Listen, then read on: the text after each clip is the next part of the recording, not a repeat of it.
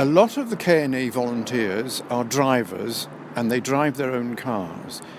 Now, my problem is that I don't have a car, so my volunteering has to be something that doesn't involve driving or a car.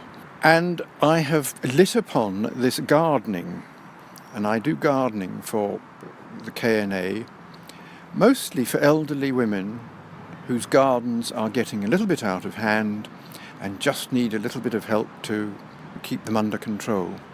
So there must be half a dozen people whose gardens I do. Some have their husband's old tools and I use the tools. Sometimes I have to take my own tools. Sometimes they have a way of getting rid of the rubbish, which is great. Sometimes I have to take the rubbish away myself, which I do with my trailer. You have a trailer on your bicycle, I presume? I have a trailer behind the bike, and it's great because not only it goes to the tip with a number of other things as well as the garden rubbish. The other thing I do for the KNA is I deliver their birthday cards, their Christmas cards, and their summer party invitations. So why do you volunteer for the KNA? When I moved to Kew, which was 33 years ago now, I wanted an entry or an entree into the local community.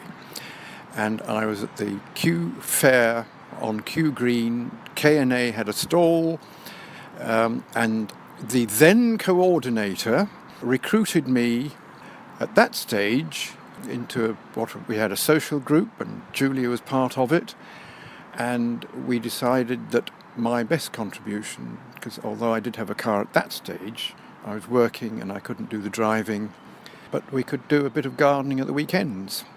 The social group, which was mainly Thursday evenings in the pub once a month, first Thursday of the month, it dwindled, people moved away, and the gardening continued.